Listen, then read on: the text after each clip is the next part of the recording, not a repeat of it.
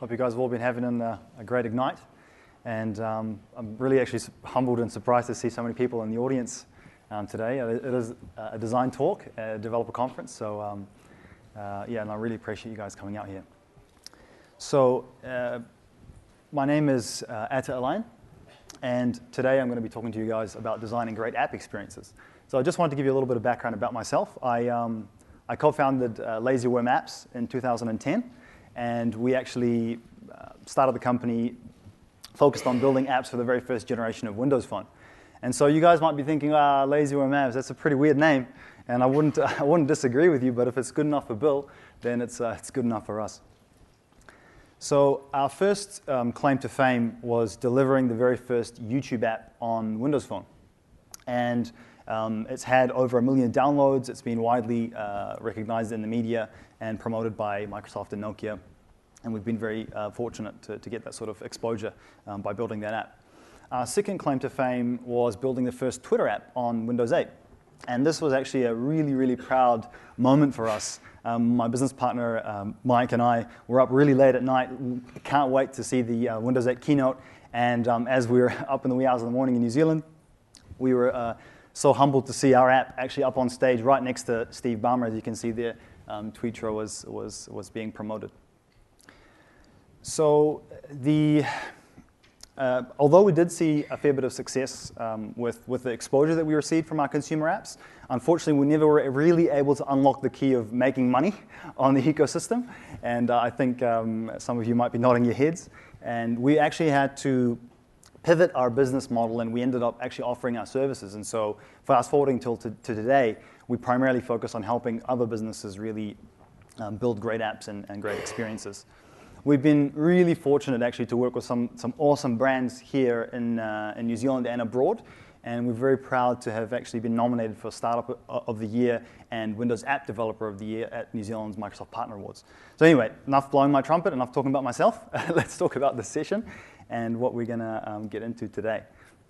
So I'll start off by just giving you guys a little bit of insight into what actually inspired us, what inspired us to start LazyWorm Apps, what inspired us to start building apps for the very first generation of Windows Phone.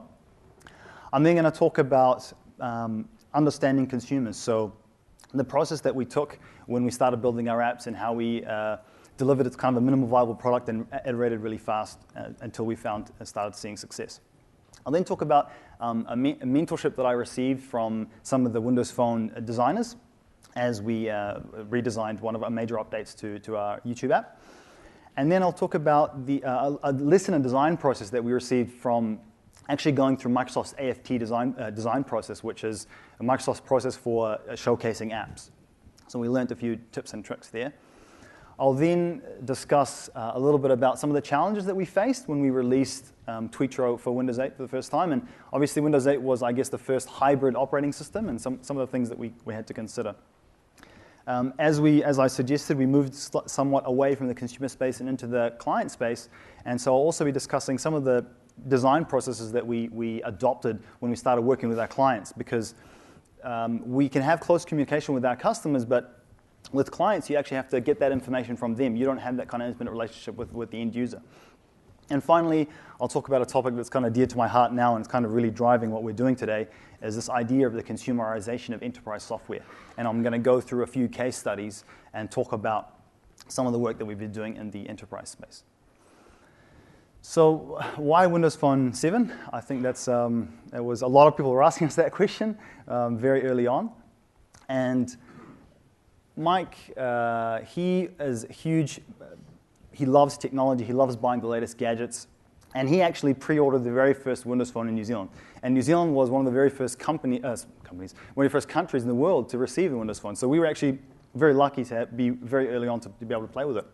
And when I got to use the phone, there was a few things that really stood out for me. Obviously, I'd used Android before, and I'd used iOS, and they were amazing experiences in their own right. But there was no real innovation, I felt, in the smartphone space. Android had come out; they'd really just copied what the iPhone had. But with Windows Phone 7 and the first iteration of Windows Phone, it was fresh. It was completely new. There was this idea of just clean typography, focus on content, and it just stood out for me.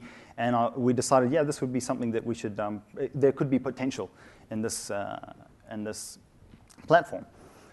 Another thing that really I loved when I was playing with the first generation of Windows Phone was there was a huge emphasis being placed on actually gestures. So if we contrast it with iOS, when you want to navigate the iOS operating system, a lot of it's button pushing. You know, we're dealing with a flat glass surface. The tactile feedback of pushing a real button feels nice, but on a glass surface, it just doesn't feel natural. So when I first started playing with the panorama control and like swiping through the phone, I felt that this was pretty natural and really nice way to. So anyway, we felt that they really innovated on the design language and they innovated on what a mobile OS could be like. And that's kind of what inspired us to really get started. I later did some research and found that the reasons behind what actually inspired the Metro design language or the modern or Microsoft design language, and they were heavily inspired by the Bauhaus design school of thought and Swiss-style graphic design, which is schools of thought in the early 1900s, 1950s. And what this thinking or this design thinking, basically they wanted to boil down design elements to its simplest components. So really reducing what the elements are. So for example, here we see this table. What is a table? A table is basically a tabletop and 4 legs, and so that's what the design ended up being. The same thing with the furniture that we look at here. It's very simplistic. If you look at the clock face, it's just very clean, and it only does what it needs to do. Another really key important aspect of the Bauhaus design school of thought was this idea of efficiency. So efficiency of space and efficiency of manufacturing. The simpler the design, and the simpler it is to actually mass produce. And obviously it takes up a lot less space. So this kind of design thought kind of inspired the Microsoft designers when they were coming through. Swiss-style design is hugely influential in transportation signage. And the idea of, okay, well, when you think about when you go to an airport, what is your main goals? You want to get to your gate as soon as possible. You're not walking, oh, that's a beautiful sign. You're not really thinking about the details of that sign. You want to get from A to B as quickly as you can. And so the Swiss-style design language really helped promote this concept of great typography and very visual and easy way to consume that information. So, all right, that's all good and fine. Let's look at the contrast of this design style. So if we look at the furniture here, it's huge level of ornamentation. I mean, it's beautiful. It's crafted. You can tell there's a lot of effort being put into it. But you almost feel like, what are you looking at? You walk into this room and everything's shouting at you, and you don't feel that sense of simplicity. And you can imagine that making this kind of furniture is probably highly, highly complicated, and it will take a lot of time. And the same thing when you're at the Las Vegas Strip, you know, you're trying to get to A to B. Every single casino is shouting at you, come join us, come. So it's really the opposite of that thinking. And in fact, this is akin to what skeuomorphism is, or the old design languages of, say, iOS, where there is a lot of gradients, a lot of drop shadows, a lot of extra information being pushed onto these icons, whereas really we just wanted the basics and the basic information. So you're thinking that, all right, well, that's the Microsoft design language is all good and fine, but these design principles now have become ubiquitous. They're everywhere. If we're designing on iOS, if we're designing on Android, if we're designing on web, this kind of design thinking is really important. And so I just wanted to highlight that we should all try and really understand the reasonings behind it. So here we can see iOS 7 when it was introduced. Material design, it's all now the same, a very similar look and feel.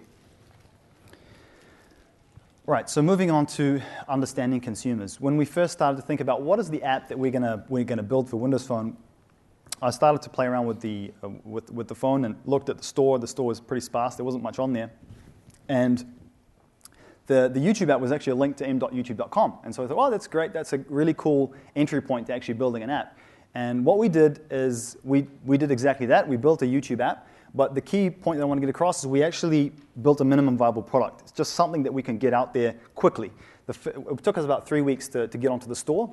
And it was simply a way to search for YouTube videos and look through some of the links.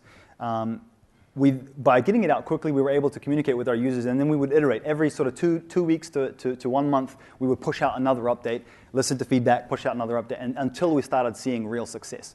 And it took us almost a year before we really started getting proper traction. But we got it out early. So how do we communicate with our customers? How do we actually understand what do they want, and how did we innovate on our experience. We use tools like Dev Center, so we'd go through and we'd read all of the reviews and really try and understand what are people saying about each build.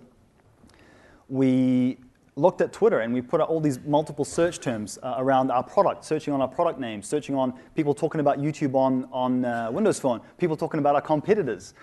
So we tried to really get a good grasp about what was going on. We would also constantly search for the latest articles and latest blog posts that had our branding in it or had stuff about our product. And the key thing I think that really helped us move forward here was the fact that we didn't only consume content. We didn't only just look at these reviews. We would engage with these customers, or we would engage with our end users. That helped us understand exactly what is it their problem that they're trying to or what is it that they want. But at the same time, it actually helped create people who are really fans of our product. They loved what they could clearly see that we cared about it. And so it's this back and forth engagement that really helped us. So there's sometimes you can't take sometimes you shouldn't take this to heart, like don't take it too personally, but sometimes you'll get reviews. Are you f***ing kidding me? I can't f***ing sign in, and I have to buy your shitty app to do so. F*** you lazy worm, what the f*** is stopping me from going to YouTube on Explorer and signing in for free? You don't get to make people pay for using f***ing YouTube, you prick. The reason I want a f***ing YouTube app is so that I can sign in and watch videos quickly and without loading 5 pages before I get to what I want. That is so annoying on so many levels. Why is everything on Windows Phone so expensive? This phone could actually compete with the iPhone if it wasn't for people like you lazy face worm. So, yeah, thank you. So this guy actually spent, a good maybe 15 minutes writing this up. We got to have thick skin sometimes when we were looking at these reviews. So sometimes you have to take them with a grain of salt. The funny thing is actually the app was a donation. Like we didn't even charge for it. It was like you only had to pay if you wanted to. So, but yeah, so be cautious of the keyboard warriors. So a lesson in Metro. Windows Phone Mango came out, and we wanted to really kind of redesign the entire application so that it would take advantage of the new operating system. And we got really excited about it, and I spent a lot of time thinking about how the redesign was going to look like, and I came up with these awesome screens, and I was super pumped, and I thought, yeah, the users are going to love it. But returning to the importance of communicating with customers, I actually received an email from this chap called Ron Manlapaz. And Ron, actually, he was one of the Windows Phone designers who worked on the Windows Phone design team. He was using our app, and he wanted some feedback or some support.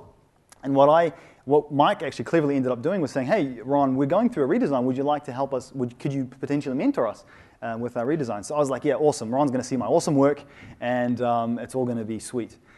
Unfortunately, or fortunately, however way you look at it, Ron ripped my design to shreds. So there was a lot of things that I did wrong, and I didn't really properly understand what it meant to design modern UIs. So here, if we look at this screen, this was the playback control.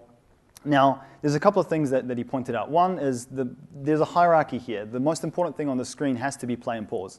And although I had it large, I put it off to the left, and so it was what happens when someone wanted to use the right thumb to interact with it.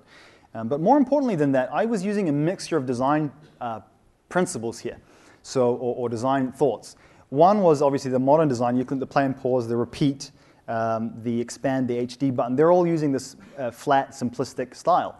But what about the scrubber and the volume control? I've got gradients and drop shadows, and it looks like this little nice lozenge. And the thing is, because it's different from everything else, it commands the focus. So as soon as you look at the player control, you are looking at the volume control, or you're looking at the scrubber, whereas those aren't actually the most important things on the screen. So what I did to rectify this after his awesome feedback was I unified the design in that now it's all using this modern design thinking. So we've swapped the scrubber out for a normal a circle ring with a little point. And it's clear now when you jump into the screen that the hierarchy is obvious. Play and pause is first, scrubber probably second, and then next and previous, and then the rest of the controls. So it made it very easy. And also, looking at that screen, it's put a lot of focus on the actual video itself. So the second bit of feedback that he had for me And it was kind of sad for me too, because I spent probably a few days thinking about this experience, thinking it was going to be awesome. I wanted to do something unique with the rating slider. So when you thumb something up or down, I wanted to kind of mimic the action of thumbs up and thumbs down. And so he said, look, this is you've made the same mistake that you made in the previous screen, where the actual rating slider has these gradients and drop shadows, and it's commanding attention where it shouldn't, because it's not the most important thing on the screen. And also, what's interesting here is I used a gesture. So I wanted to gesture down for dislike and gesture up for like, but what's the problem? The problem is, what if we wanted to scroll the actual screen? So I had conflicting gestures in the same interface, and you could potentially accidentally like something or dislike it when you scroll. Here's a similar problem with that. In my settings screens, I had a slider toggle, but that was in a pivot control. So you could turn notifications off, but actually navigate to the next screen. So to fix that, what I did was remove the rating slider and even the rating slider concept entirely of this whole thumbing up and thumbing down, made it simple buttons. And what it also did was it freed up the width of the UI so that I can focus on the content, which was the video. The next thing that I got some feedback on was I was trying to come up with a homepage and leverage this new panorama template that Microsoft had pushed out. And I was throwing content everywhere and lots of, is that the right one? Yeah, it is.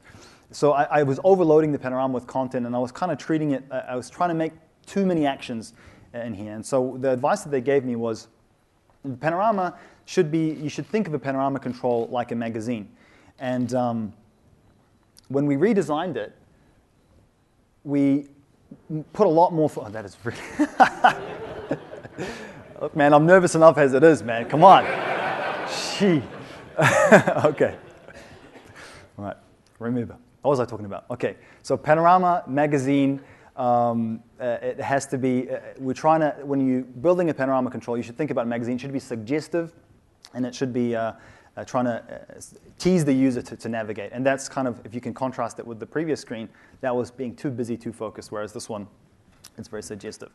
So and with Windows 10, we've got the hub control, and that's kind of a similar paradigm to what the panorama is. So if you're going to build hub controls, you want to try and make sure that you keep it very simple and very suggestive. And if you want to get into efficiency, you should use a pivot control, or let's say a master detail page. If you think of Windows 10 Outlook, it uses the master detail type principle, and that's kind of what we want to do. The next thing that I was doing wrong was I didn't even know that there was a grid that existed, or that we needed to design to a grid. And Ron came to me and said, look, your designs look nice, but it seems like they're out of alignment in certain places. And so I came to find out that there is a design grid, and once I applied it, the app felt like it was baked into the ecosystem because it's actually using that. And so whether you're developing on iOS, Android, Windows 10, there is a design grid, and you should try and apply these grids. The final bit of advice that he had was, I was pretty haphazard with how I was doing my UIs. So if someone wanted to filter something, I came up with my own filtering UI. If someone wanted to log in, I came up with my own login UI. So what Ron came back to me and said, look, don't reinvent the wheel. If there's a system there already in the in the ecosystem, why don't you just reuse it? And so I went through and I changed all of my screens that I felt were too out there, and stuck to the conventions. And so when we ended up actually releasing MetroTube, we renamed it and we pushed it out as MetroTube. It was a huge hit, and we were really proud of the work that we did, but we couldn't have done it without the awesome feedback from the guys at Microsoft. But what happened was, a lot of the success of MetroTube was because it felt like a native YouTube experience made for Windows Phone. And that's kind of the biggest feedback that we got. Lessons in design process. So we were fortunate enough that we got tapped on the shoulder by Microsoft when Windows 8 was coming to fruition, and they said, look, do you guys want to try and come up with an app that we could showcase for, I think it was consumer preview. And of course, we were super excited about that, and we decided that we'd start tackling a Twitter app, and we would build the first Twitter app on Windows 8. Now, it was all good to come out with a Twitter app, but Microsoft had a very strict process. They weren't just going to let anyone showcase the app, because the marketplace wasn't actually open to everyone. They were going to pick a few apps to push out. And they had this process called the AFT process, which we had to go through, and it was very, very stringent. And they needed we had to come up with a document that stated, what was unique about our application, how was it going to be distinguished, what made it amazing, and they wanted every single screen, every single process flow, how the user would navigate, and we had to come up with this document here before they would even accept us to get into the development process. We even had to do every single state of the screen, so when you rotated it, how did it look like when you snapped it. They really wanted a full end-to-end type visual. And so this really taught us a few things. Like traditionally, Mike and I, when we started building apps, we would just kind of hack something together, do a quick design and push it out and iterate, and that was good. But for us to get to MetroTube, it took us almost a year and a bit. But Tweetro was almost, I wouldn't say an instant hit, but we put a lot of thought, and this forced us to put a lot of thought into the experience, and we ended up cutting down the development time a lot. And this is something that I highly recommend. You probably don't need to do something as detailed as this, but definitely you want to be fleshing out your user experience in this kind of form very early on. So when we launched Tweetro, we made, I wouldn't say a mistake, but we didn't realize that I was one of the very few people who had a touchscreen at the time that ran the Microsoft operating system. And so everyone who was using Tweetro was actually using it on mouse and keyboard. And the problem with that is, I hadn't even considered the mouse and keyboard experience, somewhat, but I didn't think that it would be that important. And so this is something that really holds true now for Windows 10. And if we're looking to build Windows 10 apps, it's absolutely essential that we consider how are users going to use it? What are the input methods that are going to be used? Touch, mouse, and keyboard. And finally, it's going to be resized, so it needs to be very fluid and adapts to all these different screens. So it's just something to consider. So we knew how to build apps for our own consumers, but as I said, we pivoted our business and we started building apps for others. And the problem is we didn't have an intimate connection with the end users. We had to, when we started working with clients, we had to tweak our design process so that we could better understand, who are these end users. So I'd like to share a case study that we recently did with TradeMe to showcase this design process that we adopted. So TradeMe for those, I'm sure everyone here is familiar with TradeMe, but those who aren't, it started off as a used auction website, and it's actually now more than 50% of sales on TradeMe are brand new goods. And so they wanted to, for this particular app that we were building for them on Windows Phone, they wanted to explore methods to raise awareness for the fact that TradeMe also is a new goods shopping experience, or can facilitate a new goods shopping experience. But they didn't want to risk putting this kind of app onto iOS and Android because it's far too difficult and far too risky to come up. They haven't really explored this kind of thing before. So we really sat down with them and tried to really understand who's going to use this product, why are they using it, what are the goals for TradeMe for releasing it on Windows Phone, etc. And so we set up a few goals for the app, and one was we would deliver a purely new goods shopping experience, so focused on only new goods. A success metric would be we would increase the net purchases of new goods sold on Windows Phone, and it would have the lowest abandonment rate or lowest shopping cart abandonment rate out of any TradeMe application. And those were the goals that we set for ourselves when we went into this. And finally, it would have to act as a minimum viable product so that when TradeMe eventually wanted to support a full-blown version. So they wanted to sort of hit two birds with one stone. So after we understood the vision, we started to brainstorm and work closely with them to understand a very high-level approach. All right, what could this app possibly look like? And similar to that process that I was talking to you guys about before with AFT, we used that to come up with user flows and information architecture just to give a very rough idea of how we're going to tackle this problem. What this enabled us to do is also constantly align with them because we needed their validation. We needed to make sure that our vision was in line with their vision. So when it came to solving the nitty-gritty problems, once we agreed on the overall structure, we were talking about a new goods shopping experience. And so what we did is we went to the mall and we tried to understand, okay, what is it that constitutes a new goods shopping experience? What triggers are there that showcase this? And it's hindsight obviously seems very obvious, but new goods, normally when you see big brands and when you see discount prices and sales and this kind of terminology, you think new goods. And so we wanted to really bake that into the experience and make that the forefront of when they log in, when they see the app. So here we can see the design that we came up with. We had like a previous price and a now price showcasing a discount. We put a lot of emphasis on well-known brands so that when the user opened up this application, it sort of really promoted the fact that it was about new goods and not auctions and used stuff. So here we can see the final design. Once again, you can see the focus on brands and elements there.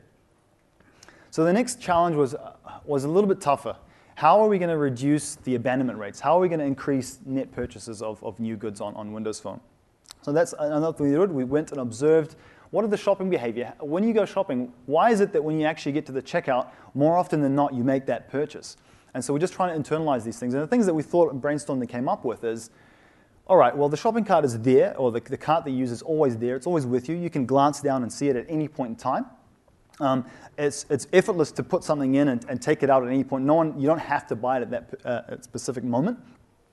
And so by the time you actually end up reaching the checkout, you're validated exactly what you want, and you're quite comfortable with your purchase. And so we wanted to replicate this kind of thinking digitally. And so what we thought is, okay, well, the traditional shopping cart is you watch list what you want, or you add what you want to the cart, and then you go to the shopping cart and you never return. You're forced to make a decision. We wanted to flip that on its head, and so we said, right, no matter where you are in the app, when you're browsing content, you can always swipe in from the right and get your shopping cart and see it. And you can effortlessly get it out of the way. It's not forcing you to complete anything at the time. It's almost like a watch list more than anything. We tried to reduce the level of friction that people have to add it to the cart.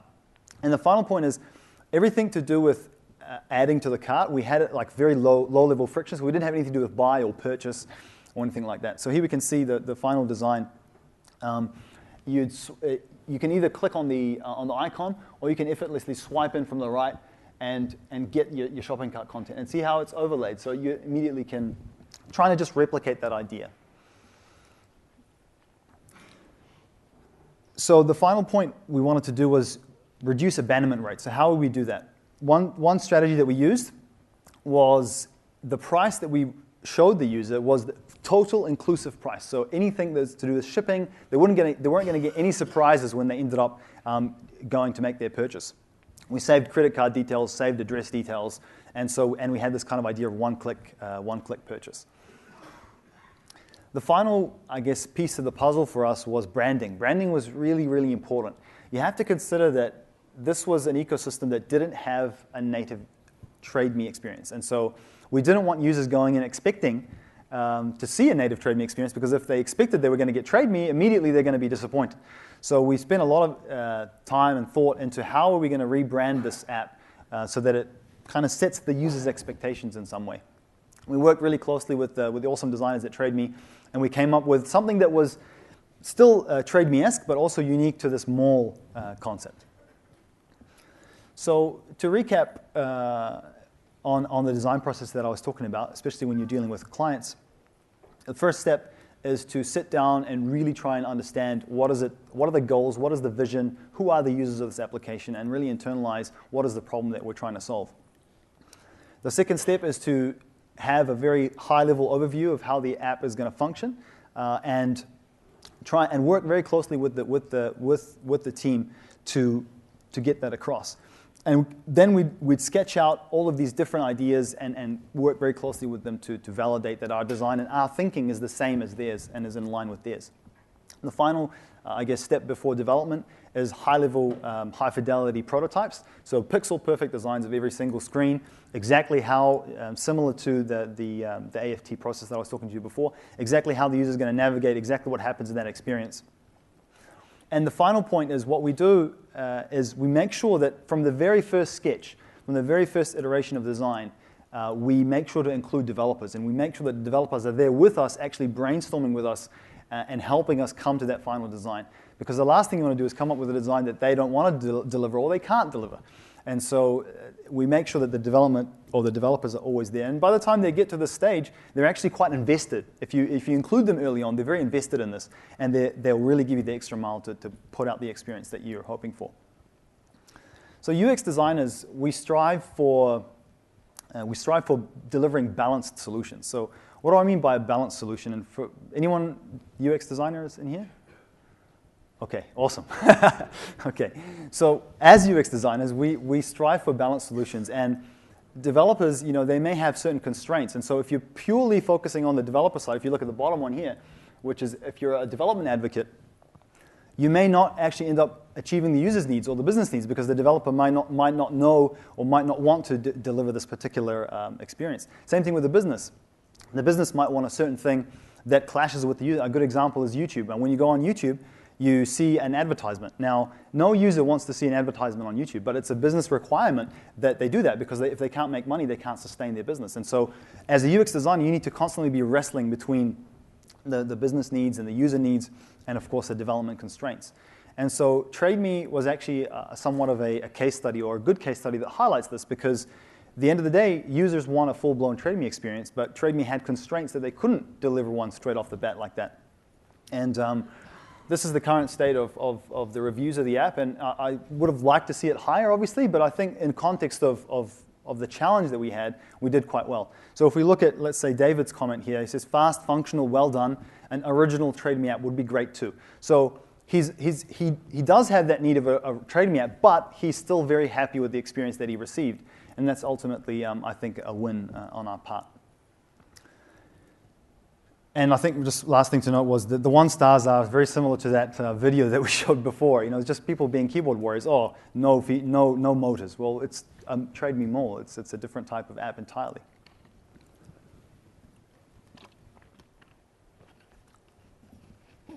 So the consumerization of enterprise software. Okay, this is probably the state of a lot of line of business and enterprise applications. As I said, now we're more and more starting to deal with enterprise customers and line of business apps, and we're seeing this, not quite this bad, right? But we're seeing this a lot, and it's you can understand the thinking behind it, right? Management would say, right, the customer is not going to see these applications. We can train our staff to use this type of product, and that's fair, but I think that it's a little bit short-sighted because it's an unsustainable way of thinking in today's world. I think in the keynote, we remember they said, they had a stat up there that said 18 to 35-year-olds are dominating the workforce now, and everyone is using mobile. So, these people are used to great user experiences. They're used to using awesome applications that are easy to use, they look beautiful, and so how are they going to feel when they turn up to work and they see this application that's extremely difficult to use and annoying? And so I think that it's something that is going to change. There's going to be a lot of, I think, work in this space in the enterprise sector. So I'd just like to share some case studies with you guys around some of the line of business apps that we have built today. And this app we built for, hopefully it's working, for the ports of Auckland, where we digitized a whole bunch of their paper-based systems. And you can see it's a very simple application, but we're still putting a lot of focus on trying to use good typography, use the grid, come up with a design that's beautiful and easy and nice to look at. Here you can see, there's branded. It's branded. They can, when they log in, it's got a nice experience there. And also we use animations, not just for the sake of making it look fancy, but to actually confirm that the task has been successfully synced to the server, and it's really helping them give a good system state. And so the next case study that I'd like to share with you is some of the work that we've done with RMX. So RMX is an international courier company primarily based in the Middle East. They're actually really huge. They've got 12,000 offices, 33,000 vehicles, and 66,000 employees, and they service over 240 countries. And up until this point, or before we started working with RMX, pretty much every single project that we've taken on, myself as a designer and most of my designers were quite aware or could empathize quite easily with the end user. YouTube, Twitter, TradeMe, even Ports of Auckland is a very simple business process that we did for them, so we could easily empathize with how the end user is going to use it. But RMX wanted us to reinvent their line of business application, which was on Windows Mobile CE 6.5 for couriers. None of us had been couriers. We had no idea about logistics, and all of the documentation that they threw at us might as well have been in Swahili. Like, I couldn't understand any of the, seriously, like, it was just, and so we weren't very difficult to bridge that gap. And so we needed to tweak our process once again so that we can understand and design the right, or solve the right problems and not just come up with a problem that we envisaged in our minds. So how do we do that? In UX terms, we call this contextual inquiry. And so what we did is I spent several weeks as a courier driver, and I actually went out with them on field and observed them using their systems and observed the challenges that they faced, observed their environment as well, and just tried to link in my perception of what we were going to deliver with the reality of the ground and the reality of how they were going to actually use this particular product. So just a few things that we spotted. It's in hindsight, it's obvious as well, but scanning was an integral, essential part of what they were doing. And not just that, they were actually using an infrared scanner. So we wanted to use a $200 smartphone camera to detect a barcode, which the infrared scanners look beep, beep, beep, beep. It's like super quick, but doing barcode scanning might not necessarily be that quick. So immediately I started seeing challenges.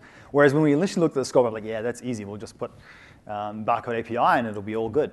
Another thing that hit me like a ton of bricks was when I started seeing the packages that they're actually scanning. If we look at this package, look at the reflection on the barcode here.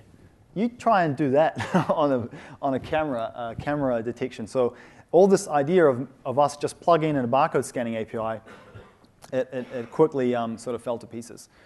And it wasn't all doom and gloom, because I did realize there was some situations where I saw they would want to call up a customer.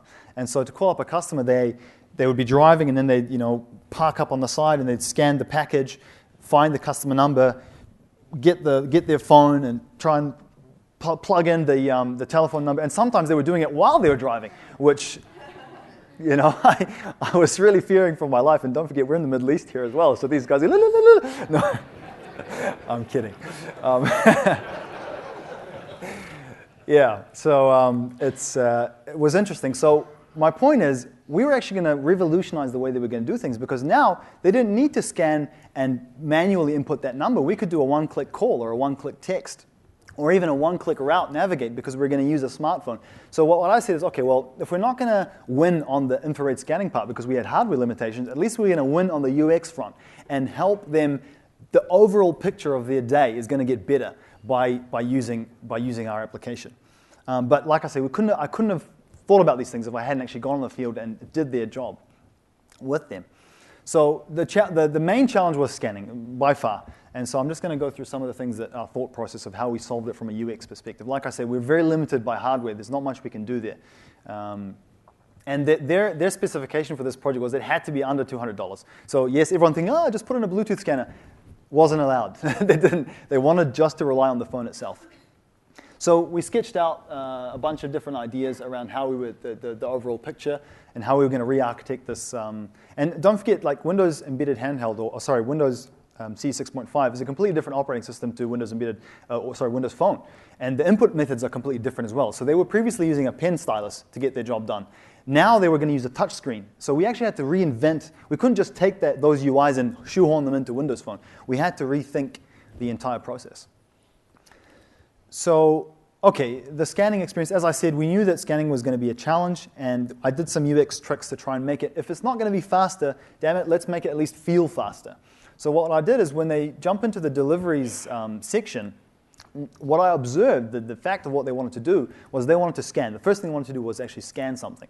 But what I did is I actually didn't show them the scan interface. I pushed them into the tasks interface first because I wanted to preload the camera so that when they swipe to the camera, they would immediately see it live.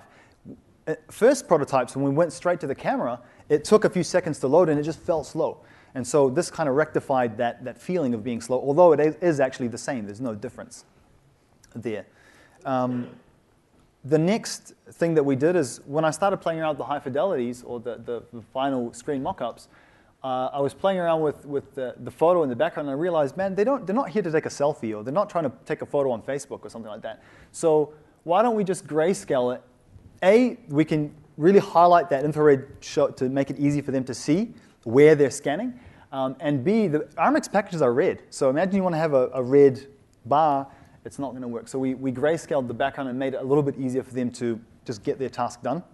And we did a whole bunch of smart scanning logic. So we did a bunch of, the RMX have unique barcodes. And so we didn't want just, imagine like, there was a bit of a reflection on the end and they couldn't take the last number. So we wouldn't even take that scan until we validated that it was a proper RMX barcode. And the final thing that we did is because sometimes they needed to peel the cover back to actually hit that barcode, we made it, once they tap it, it would just continuously automatically try to scan and find that code. The final trick that we did to really improve the scanning or try and speed it up as much as we could was when they actually went to a customer and they scanned the first package for the customer, it's quite often that they would have to deliver multiple packages to that customer. So rather than asking them to scan all the packages, we just said, hey, look, there's three other packages there. Would you like to add them to this order? And that's kind of some of the strategies that we did to get around that.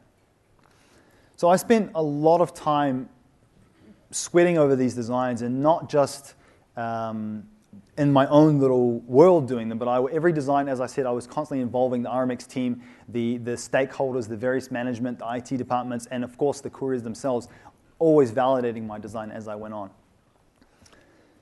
So we're really proud of the result. I think that when you look at this application, this is essentially a line of business application, but it wouldn't feel too far at home from a consumer app. You look at this and it looks easy, intuitive, and in fact, when we did roll it out, I'm pleased to say that it has been rolled out globally now, so couriers all over the world, RMX couriers all over the world are using it, and the feedback has been awesome. Like they just said, look, we don't need any training manuals, we're just jumping in and we're using this product. And we really had a challenge up against us, so we're really glad that we were able to achieve that. So good UX was absolutely critical to getting this working. Like I said, we had hardware limitations, so the only thing that was going to save us was a good overall experience. And it was awesome that we were able to really revolutionize the way. Like I say here, you can see that we've consolidated all of their devices into this one smartphone, and it's not even a rugged smartphone; it's a cheap device. Okay, so the final point that I wanted to talk about today was validating results. It's all good and fine to show screens to stakeholders and show screens to like the design documents and this back and forth, but at the end of the day, it's really critical that you include real end users and test end users as early as possible. So user testing.